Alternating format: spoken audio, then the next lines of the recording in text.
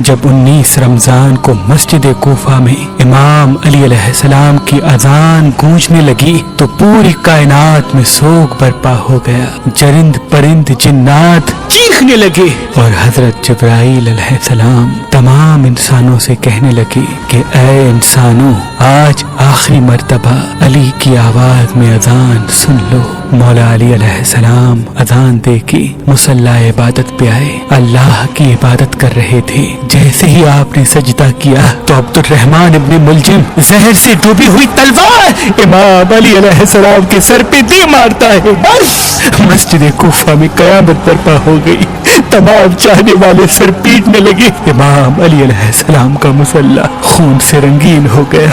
آپ کے سر کا خون آپ کے چہرے اور داڑھی پہ آ لگا. کچھ چاہنے والے اس ملعون کو ڈھونڈنے لگے جس نے مولا علی کو ضرب ماری تو کچھ مولا علی علیہ السلام کے سر کا خون صاف کرنے لگے. اتنی دیر میں امام علی علیہ السلام نے فرمایا، اے حسن، یہ نماز فجر کا وقت ہے، پہلے نماز مکمل کرواؤ، اس کے بعد مجھے دیکھنا. امام حسن علیہ السلام نے نماز پڑھائی اور مسجد میں موجود تمام مسلمانوں نے نماز پڑھی. جیسے ہی نماز ختم ہوئی تو عبد الرحمن ابن ملجم جس نے مولا علی علیہ السلام کے سر پہ وار کیا تھا اس کو پکڑ کے امام کی خدمت میں لایا گیا اور کچھ چاہنے والے شہد کا شربت بنا کے پاس لے کے آئے. جیسے ہی امام علی علیہ السلام نے اپنے قاتل کے چہرے پہ خوف دیکھا تو اپنے چاہنے والوں سے فرمانے لگے کہ اس شربت کی مجھے نہیں بلکہ میرے قاتل کو ضرورت ہے. یہ شربت اسے پلا دو اور دیکھو اس نے مجھ پہ ایک وار کیا ہے، اس پہ بھی ایک ہی وار کرنا اور اگر یہ زندہ بچ جائے تو اسے آزاد کر دینا. دیکھو اگر یہ اس وار سے مر جائے تو اس کے جسم کے اعضاء نہ کاٹنا، کیونکہ میں نے اللہ کے رسول سے سنا کہ اللہ کے نزدیک سب سے بدترین انسان وہ ہے جو مرے ہوئے انسان کے جسم کے حصے کاٹتا ہے. بس آپ یہ فرمانے لگے اور تمام چاہنے والے آپ کے عدل و انصاف کو دیکھ کے رونے لگے. پھر آپ فرماتے ہیں، حسن، حسین، عباس، چلو مجھے اپنے گھر لے کے چلو. آپ اپنے بیٹوں کے سہارے سے جیسے ہی گھر کے قریب پہنچتے ہیں تو فرماتے ہیں، عباس، سب چاہنے والوں کو کہو کہ واپس اپنے گھر چلے جائیں. تو کسی نے عرض کیا، یا امیر المومنین، یہ سب آپ کے چاہنے والے ہیں، اس حالت میں آپ کو کیسے چھوڑ کے چلے جائیں؟ امام علی علیہ السلام نے فرمایا، کیونکہ میرے ضربت کی خبر مجھ سے پہلے میرے گھر پہنچ چکی ہے اور میری بیٹیاں زور زور سے رو رہی ہے. میں نہیں چاہتا کہ میری بیٹیوں کا آواز میرے چاہنے والوں کے کانوں تک پہنچے. بس تمام چاہنے والے وہیں رک گئے اور امام علی علیہ السلام گھر تشریف لاتے ہیں. تمام بیبیاں روتی ہیں. امام علی علیہ السلام کو دیکھ کے فریاد بلند کرتی ہیں اور امام علی علیہ السلام سب کو دلاسا دیتے ہیں کہ مجھ سے میرے بھائی اللہ کے رسول حضرت محمد مصطفیٰ صلی اللہ علیہ وآلہ وسلم پہلے ہی فرما چکے تھے کہ اے علی، میری امت تجھے رمضان کے مہینے میں مسجد میں ضرب مارے گی اور تیرے سر کے خون سے تیری داڑھی سرخ ہو جائے گی. یہ وقت صبر کا ہے. آپ کو بستر پہ لٹایا گیا. تاریخ نے لکھا، جیسے ہی طبیب نے امام علی علیہ السلام کو دیکھا تو وہ چیخ کے رونے لگا اور فرمانے لگا کہ وہ ضرب زہر میں ڈوبی ہوئی تھی اور زہر مولا علی کے پورے جسم میں پھیل چکا ہے.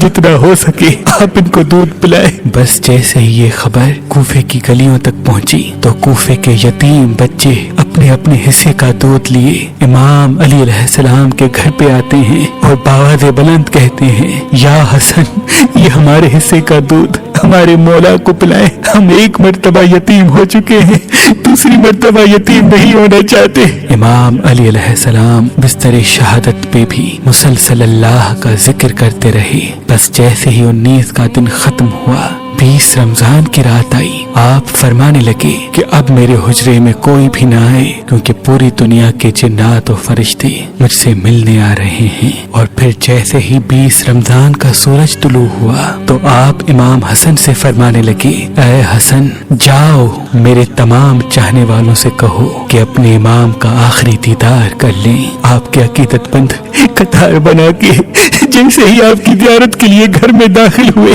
تو دیکھا کہ زہر پھیلنے کی وجہ سے آپ کا چہرہ پورا زرد ہو چکا ہے۔ سب چیخ کے رونے لگے۔ امام علی علیہ السلام فرمانے لگے، پوچھو جو پوچھنا چاہتے ہو، کیونکہ میں علی زمین کے رستوں سے زیادہ آسمانوں کے رستے جانتا ہوں۔ پوچھ لو، جب تم مجھے اپنی آنکھوں سے نہیں دیکھو گے تو پچھتاؤ گے کہ کاش کچھ اور پوچھ لیتے۔ کسی عقیدت مند نے سوال کیا، کسی نے جواب لیا، کوئی زیارت کرتا رہا۔ بس جیسے ہی عقیدت مند جانے لگے، امام علی علیہ السلام نے فرمایا، حسن میرے پورے خاندان کو میرے حجرے میں لے کے آؤ۔ امام علی علیہ السلام نے وصیتیں کی اور فرمایا، اب اس خاندان کا وارث میرا بڑا بیٹا حسن ہے، جو یہ کہے اسے ماننا۔ اور امام حسن سے فرمانے لگے، اے حسن جتنا ہو سکے اپنی زبان و کردار سے محبت اور امن کا پیغام دیتے رہنا۔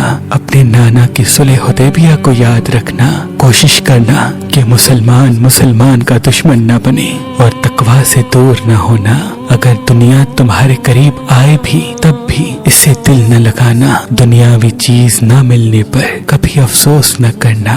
ہمیشہ حق بات کہنا، مظلوم کی مدد کرتے رہنا۔ حسن حسین جہاں تک ہو سکے میرے اس پیغام کو ہر ایک تک پہنچانا کہ اپنے کام ذمہ داری سے کرتے رہیں اور اپنے درمیان تعلقات کو اچھا بنائے رکھیں، کیونکہ میں نے تمہارے نانا حضرت محمد مصطفیٰ صلی اللہ علیہ وآلہ وسلم سے سنا ہے کہ لوگوں کے بیچ میں صلح کروانا ہزاروں سالوں کے روزہ نماز سے بہتر ہے، اور یتیموں کے بارے میں اللہ سے ڈرتے رہنا کہ کبھی وہ بھوکے نہ رہیں، اور پڑوس میں رہنے والوں کا خیال رکھنا، کیونکہ اللہ کے رسول پڑوسیوں کے بارے میں بار بار اتنی نصیحت کرتے کہ لوگ سمجھنے لگتے کہ شاید اللہ کے محبوب ان کو ہمارا وارث بھی بنانے والے ہیں، اور قرآن کو سمجھنے اور اس پہ عمل کرنے میں دیر نہ کرنا۔